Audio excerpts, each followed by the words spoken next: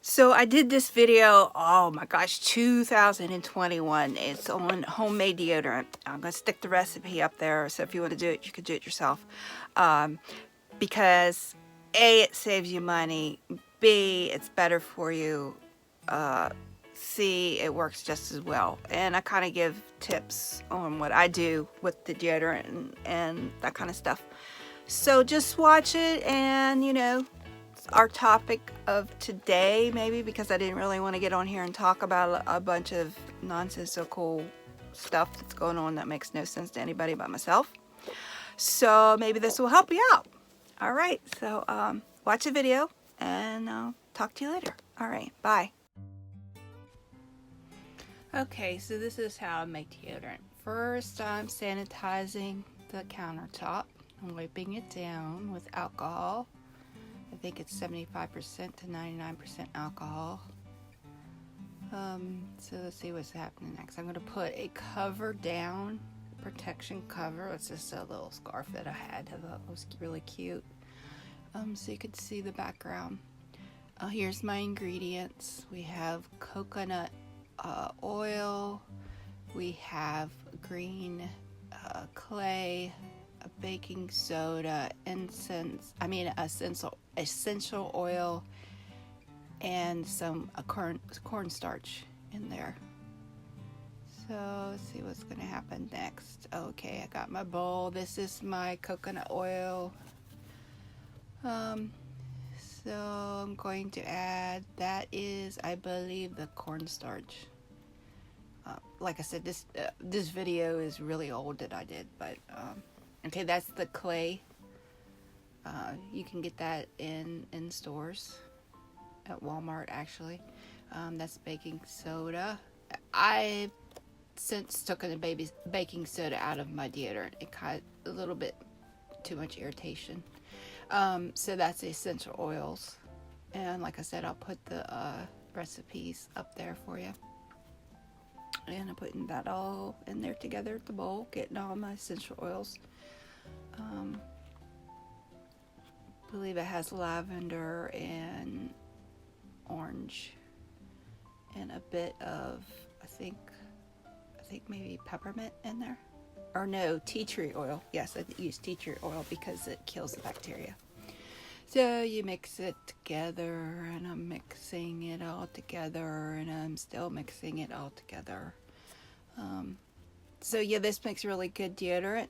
Like I said, I've since taken the baking soda out because it can be irritating, but that helps absorb some of the sweat and the smell. It kind of neutralizes it.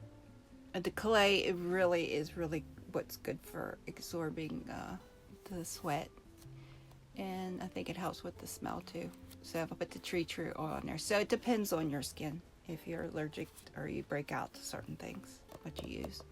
But the basic thing is the coconut oil and the clay in there, and my essential oils, the tea tree. So you need something that's like an antibacterial kind of thing in there. So now I'm going to take the container. This is just an old deodorant container that I have cleaned it out, disinfected it, and I'm going to reuse it. And that's the top. So that's what I use. I don't go buy new. I just, when I'm done, I clean it out and disinfect it and reuse it. So then I'm going to put it in my container. There I am, putting in the container, and it's kind of tricky because you don't want to get it on the sides. I don't want to waste anything. So if I have any left over, sometimes I put it in a little small little plastic container and use that first just with my fingers, and then I use the stick that I made. You don't need a lot when you put it on. If I would say, if I put it in my hand, how much you would use for each armpit, I would use probably about a size of a pea, because it spreads out pretty good. And then after I put it on, I usually put cornstarch powder, my homemade baby powder, which is cornstarch, on top. So that also helps with soaking up any kind of moisture. And I mix the clay also with the cornstarch just a little bit with my baby powder, and that helps too. So you have this, which is like the moist mixture, and then you put on top of the powder. Now you would think it would be cakey, but you don't put a bunch of the powder on top of the deodorant.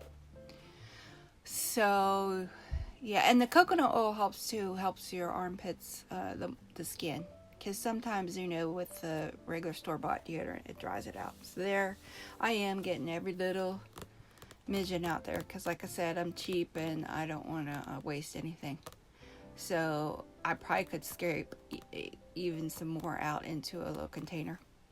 So I'm kind of making the top, I'm going to kind of round it off and put that little cover on there, and then I'm going to put it in the refrigerator just for a little bit, maybe about 10 minutes, so it kind of stiffens up. And then I'm going to show the video of when I take it out, and it's kind of hard because it will stick on top, and because I had put it in the freezer for this video for what I was thinking just a few minutes, and I walked away and it was in there longer than I thought. So you'll see that part when I show that video. So here I am just scraping the excess off. Like I said, put it aside, put it in a little plastic container, and wiping the sides off, and making it neat. And we're going to put the top on it and then stick it in, like I said, the refrigerator or freezer, just to kind of solidify it. So there I am. Okay, so we're going to go to the next video. So here we go. So this is when I took it out. And like I said, it was in there for a little bit longer than I thought. So it's going to kind of be hard for me to get the top to show you off. But this is how you would do it. See, I'm kind of like struggling there, you know, because it's kind of frozen on there. But if I would have let it out, it would have been fine. I would have got it off perfectly fine. It's just that I did it for this video and it was kind of frozen a little bit. There you go. I thought that, you know, that's really nifty on top. See how smooth it is, and it works really well. And you can do a couple of them at a time. If you want to double or quadruple the recipe, you can. Just any store-bought container that I have for deodorant, I just, you know, clean it out and disinfect it and reuse it. So there you go. That's my homemade deodorant.